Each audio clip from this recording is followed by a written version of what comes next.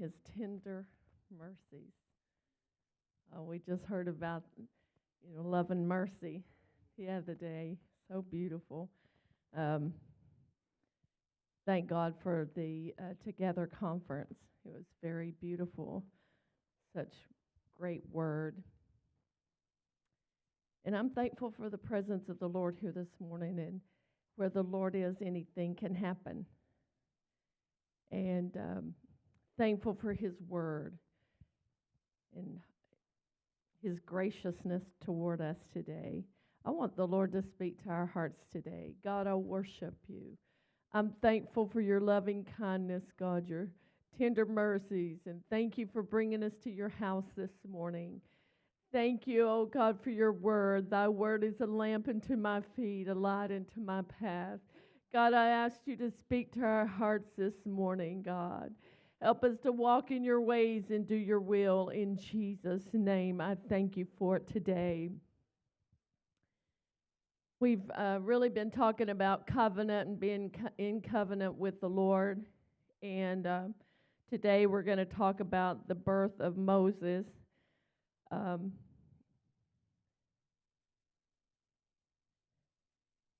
Our focus verse, our lesson actually comes from, we kind of moved from Genesis to Exodus now, Exodus 1 through 4.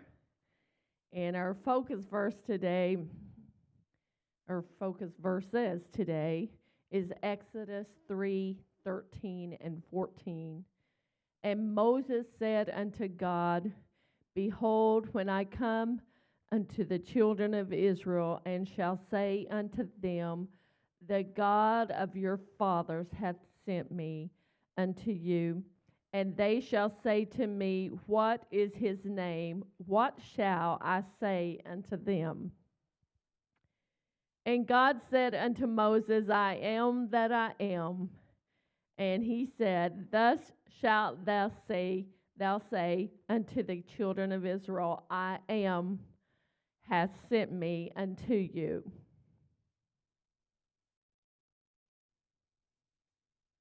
Today we're going to talk about a little bit about truth, about covenant.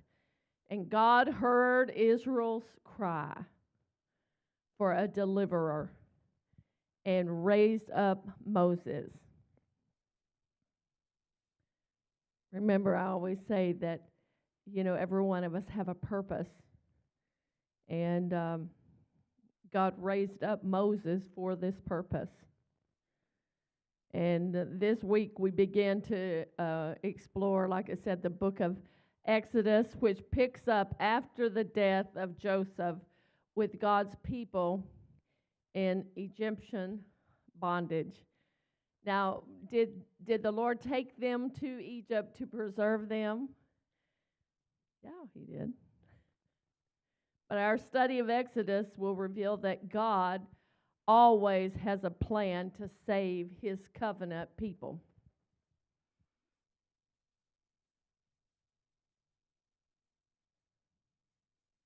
I want you to think about this as we study this morning.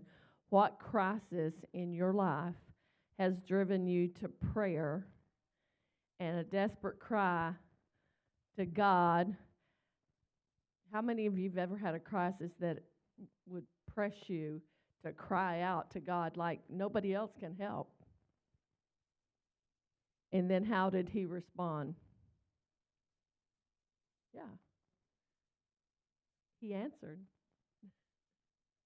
That's powerful. I'm thankful. You know what? The Lord hears the cries of his children. He doesn't turn a deaf ear.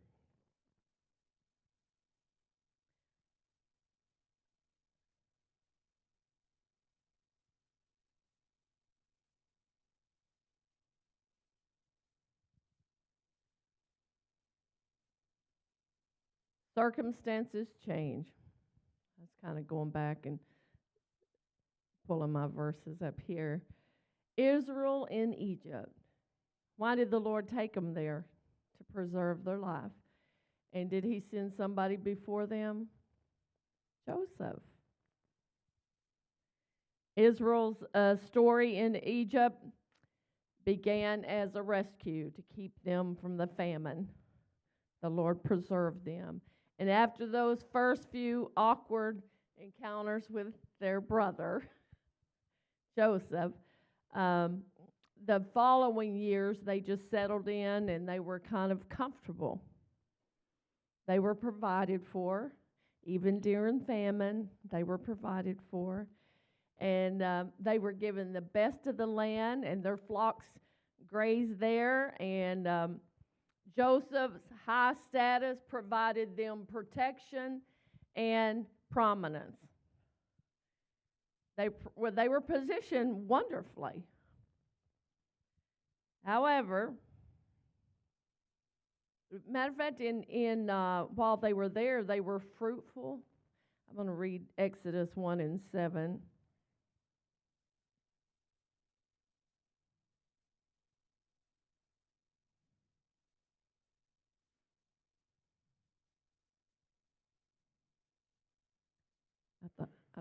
It says, and Exodus 1:7 says, and the children of Israel were fruitful and increased abundantly and multiplied and waxed exceedingly mighty, and the land was filled with them. So what happened? They increased while they were there. And you know that, the Egyptians weren't blind to all this going on. And that's what we'll kind of start seeing in the story today. But the comfort was not always an indicator, or comfort is not always an indicator that we're living in covenant with God. How many of you love comfort? I can say today that most of us love comfort and we don't like change, because change makes you uncomfortable. But I can tell you today that a lot of times the Lord will kind of make it uncomfortable to get you moving. Because if you're comfortable, you'll just stay right there. So in Exodus 1:13 and 14, it says, and the Egyptians made the children of Israel to serve with rigor. And they made their lives bitter with hard bondage in mortar and in brick, and in all manner of service in the field. All their service wherein they made them serve was with rigor. They made their lives hard.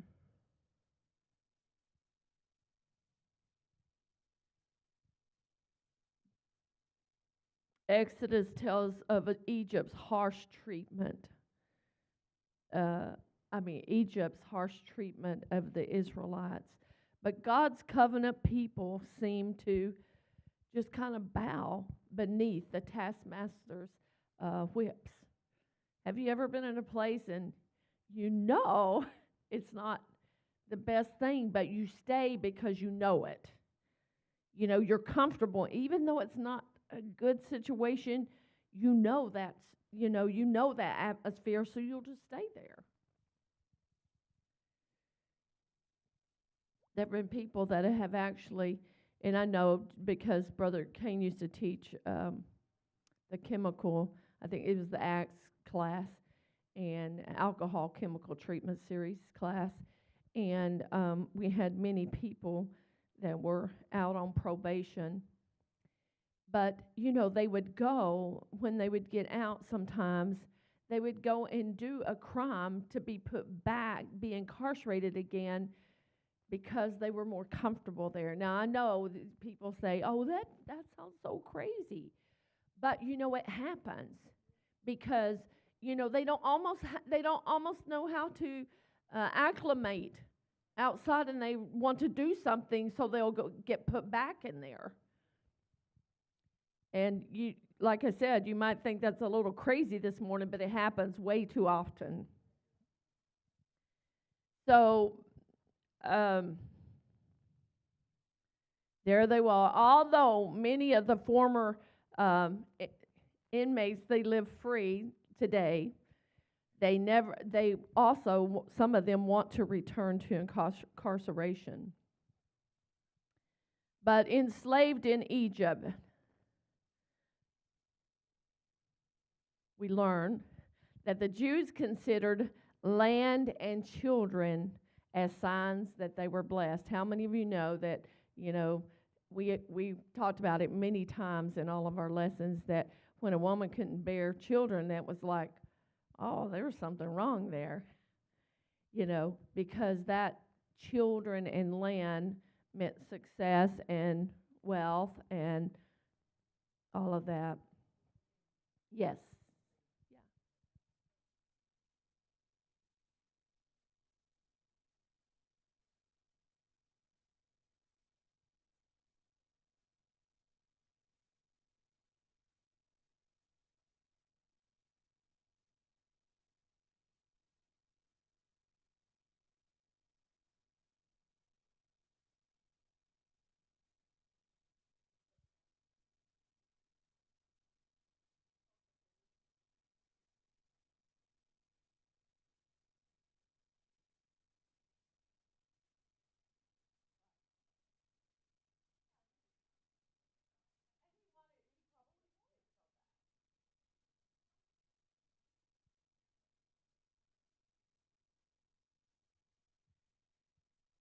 We just need to pray.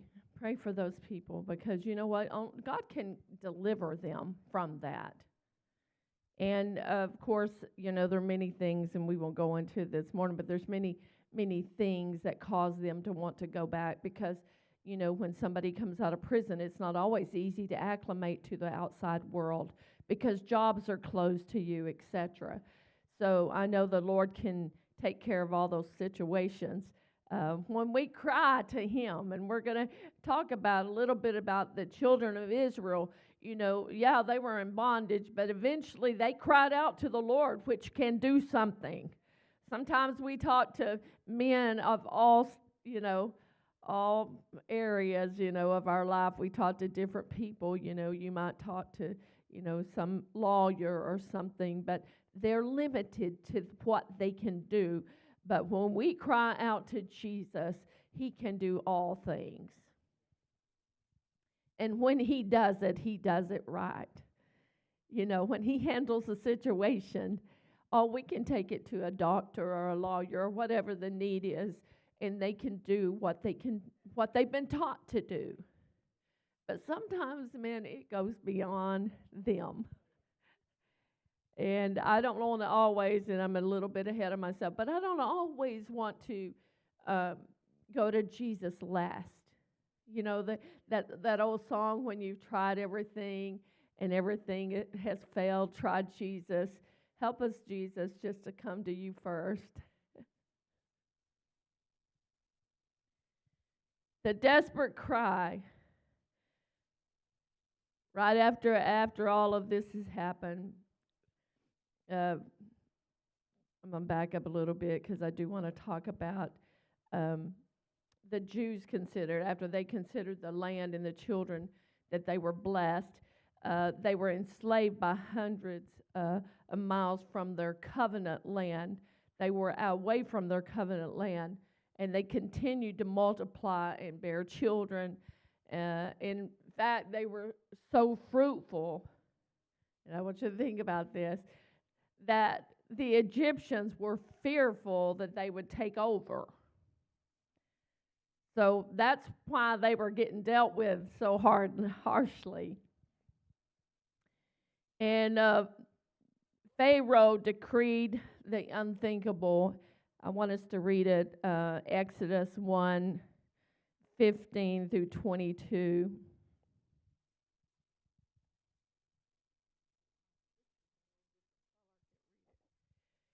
And the king of Egypt spake to the Hebrew midwives, of which the name of the one was Shiphrah, and the name of the other Puah.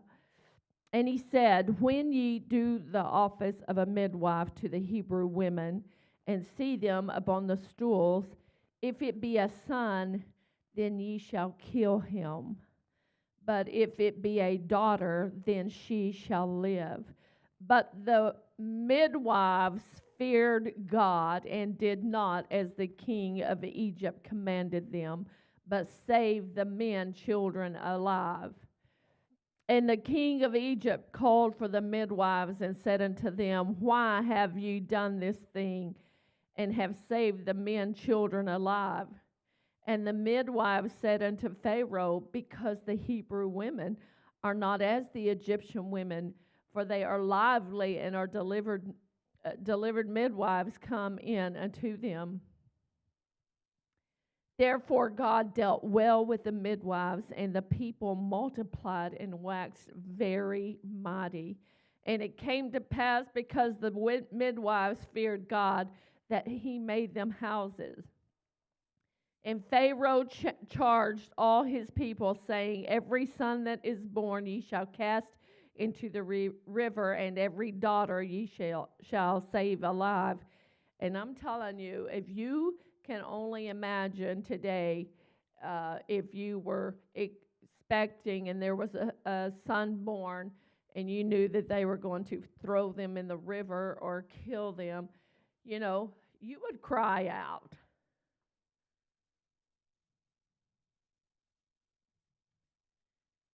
And so over 40 years, an entire generation passed before we come to the cry God had been waiting on since Israel first set up camp in Egypt.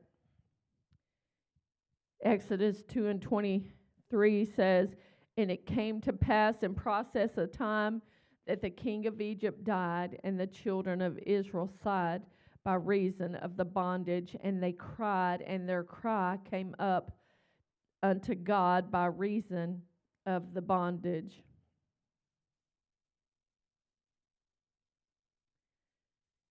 We need to determine today, I will cry out to the Lord when I need deliverance. Oh, we need deliverance today over many things. You might say, Sister Kane, I'm not addicted to any drug, alcohol, anything like that. But you might need deliverance from fear today. You might need deliverance. There's many things I could name this morning you might need deliverance from, and the Lord can do that for you. And like I said a while ago, we want to try Jesus before we try everything else, because he can definitely do it. Jesus can take care of it. Take care of everything. I'm so sorry. Don't allow as much time as the Israelites allowed before you cry out to Jesus. Cry out to him today if you have a need. The birth and the life of Moses' childhood in the middle of Pharaoh's his scheme to kill the male children. 2 Israelites of the tribe of Levi, Amram and Jochebed, found themselves expecting their third child. And so you can imagine if someone was expecting, they didn't have all the gender reveal things back in that day. But you can imagine how you would have been feeling if it could have been the possibility you were going to have a son. And maybe some would have callously asked, what does it matter if this child lives? You already have 2 children. Maybe they would have said that. It wouldn't have mattered. But it mattered. You wouldn't want any of your children to be taken. If you're a real mom today, or if you're a loving mom today, you would not. You would fight for your children. The Bible is clear that there was something special about this baby boy. In Acts 7:20, in the English Standard Version, it states that at this time Moses was born, and he was beautiful in God's sight. Moses' mother, Jochebed, realized that there was something about this child. He was special. And so she created a plan to save him. So she took a basket and made it of reeds, and she waterproofed it, and she laid her son in the basket, and she gently laid the basket in the Nile River. And then Jochebed sent her daughter Miriam to make sure that nothing happened to Miriam's 3-month-old brother. She hid him. Would you today? I would have. I'd have been figuring out what I could do. But how gracious it is, and how neat it is how God orchestrates things.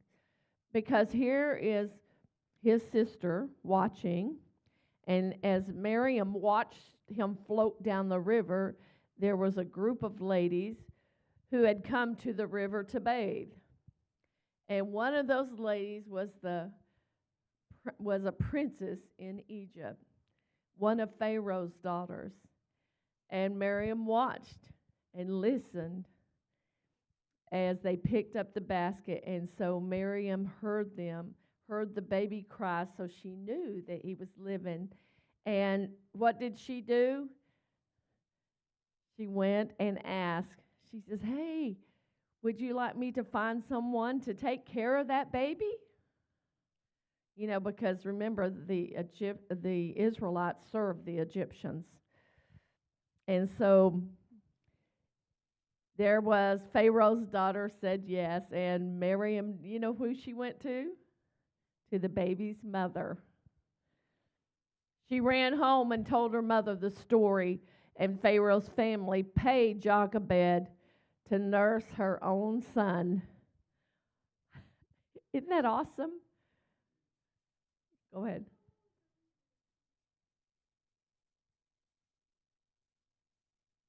Oh, because they were killing all of the babies. Yes, to save him. She put him in the Nile River to save him. They were throwing all of the babies. Well, first of all, remember the midwives were supposed to kill the babies but those midwives feared God, and they did not kill the baby. And then when she had the baby, they were even since the midwives said, "Hey, these Israelites are lively, and they have their children before we can do anything." And so there she says, "Hey." Then he said, "Okay, let's just throw all the babies in the river." But so he had a little scheme there to take them all out. But the Lord preserved him, and that's why she had placed him in a basket in the Nile River. So, but how wonderful it is how that God just took what the enemy meant for evil and turned it for good. Because now Jochebed is also she's raising him and getting paid to do so. How beautiful is that? Only God can orchestrate such a reversal like that. God was answering his covenant people's cries for deliverance. And he was raising up this young man named Moses to be their deliverer. Yes, sir.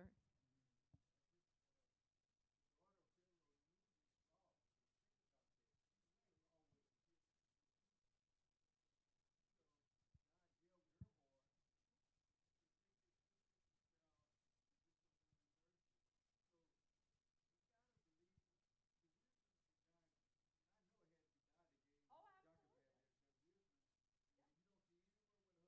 Right. Yeah. Right. Right.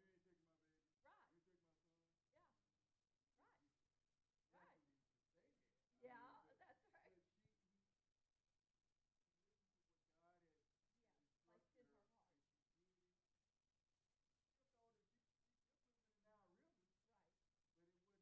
That they wanted. Yeah. Yes, he can.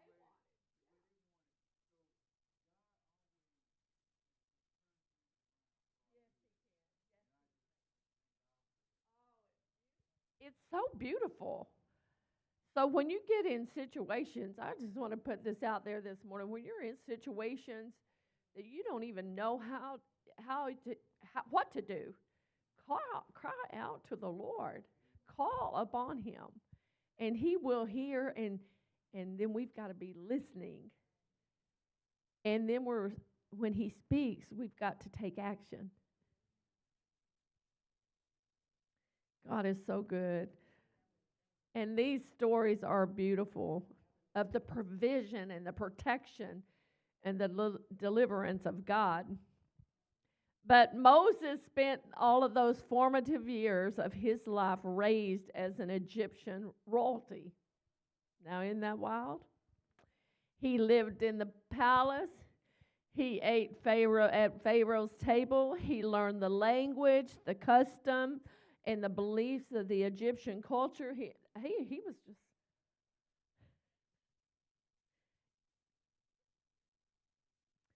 But all those influences, you think about that today, all those influences were unable to destroy his true identity as an Israelite.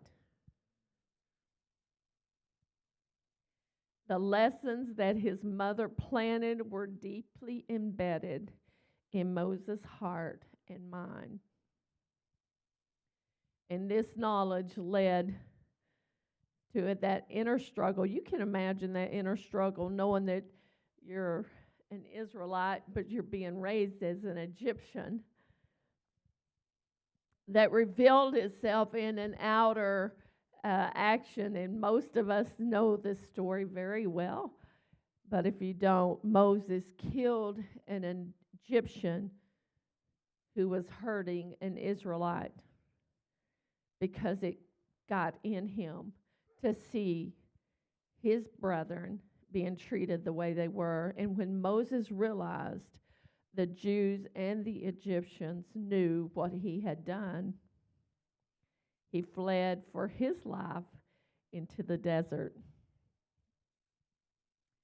So you can imagine this polished prince. He ran out of Egypt into the desert, if I can say it this morning, pointed towards his destiny, right? God was going to work on him in the desert. So when Moses realized that, and he took off to the desert, he went, we're going to shorten the story, but he married, he raised a family, and he worked as a shepherd. And how many of y'all know that occupation was considered abomination to the Egyptians? You can read that in Genesis. We're not going to go back, but Genesis 46 and 34. But Moses, who still presented as an Egyptian according to his family by marriage in Exodus 2:19, found himself working in the lowest of occupations, what the Egyptians would call like an abomination. But he gave up his status as a shepherd's staff. And instead of a mighty deliverer, we find a depressed and defeated and disillusioned man. But he didn't stay there. That was not for long.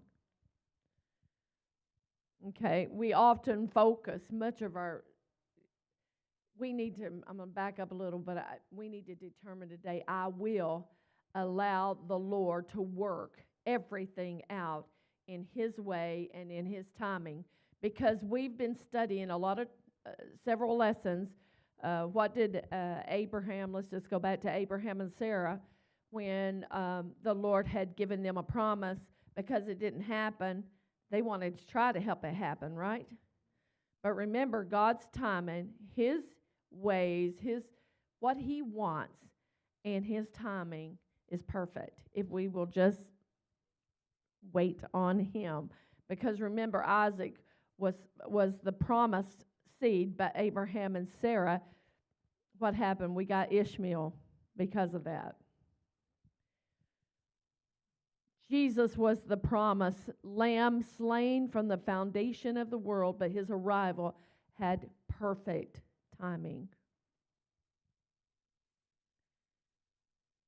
So we need to allow the Lord to work his perfect will in our lives. And that means patiently waiting on the fulfillment of his perfect timing.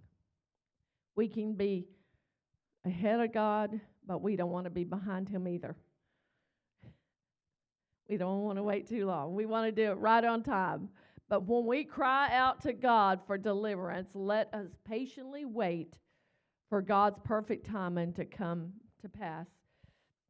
And he will deliver according to his timing. Covenant name and calling, the burning bush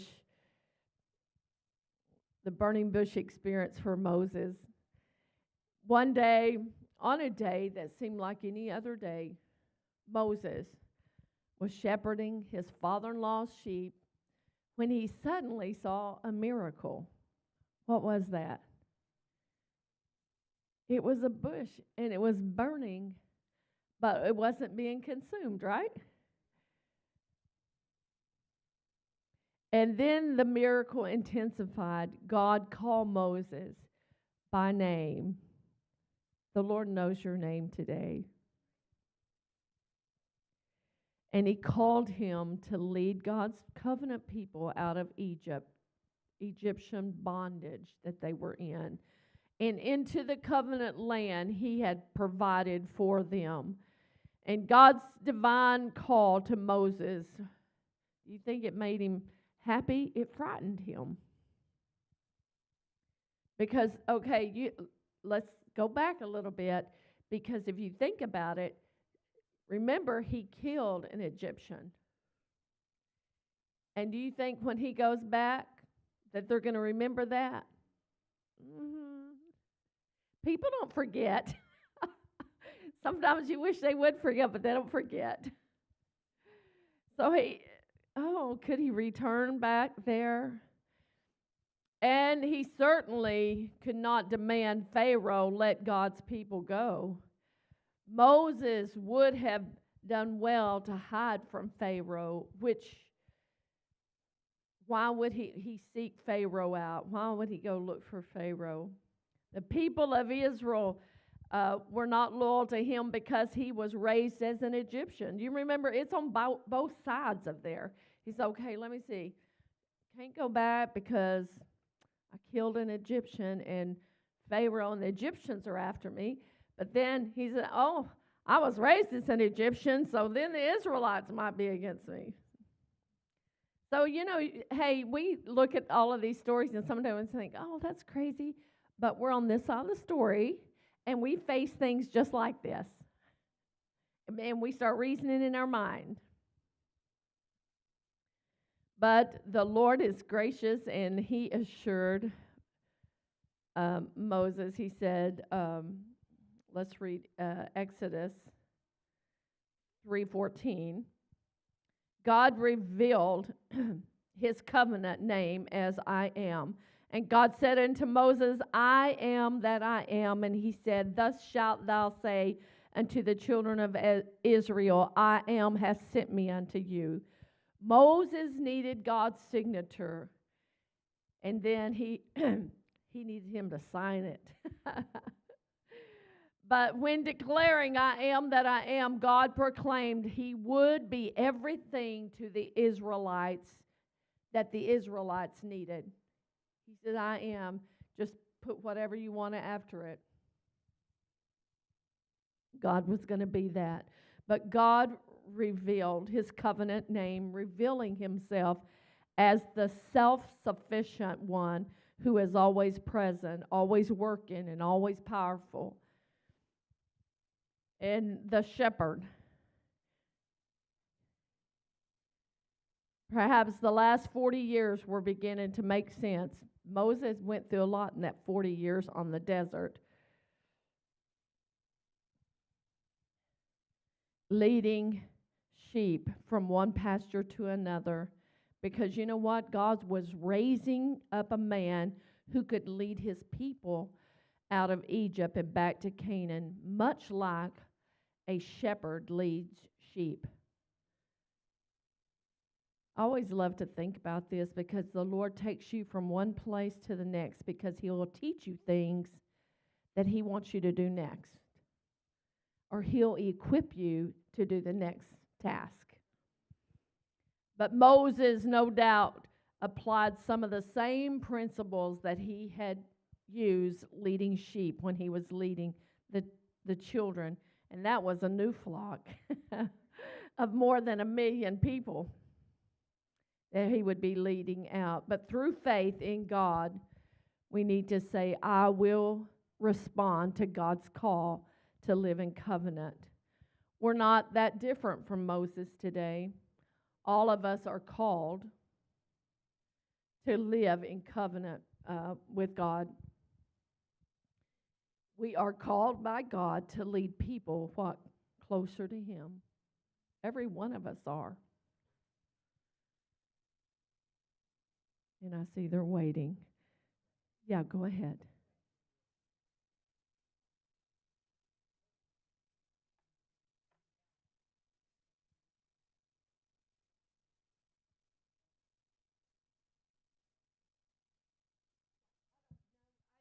I would have to look at that. I really don't know that. The reason he didn't get to go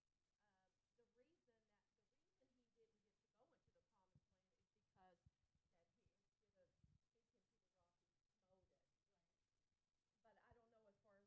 But I don't know as far as the burying and why they don't. I don't know that. I'd have to look at. Yeah, I know what you're saying, but I'm not sure. I think that's really where we're going to stop today. But as the Lord was preparing him to lead the children of Israel, even through all of that desert time, he might not have understood everything that he was going through, but God, he was in training. in training.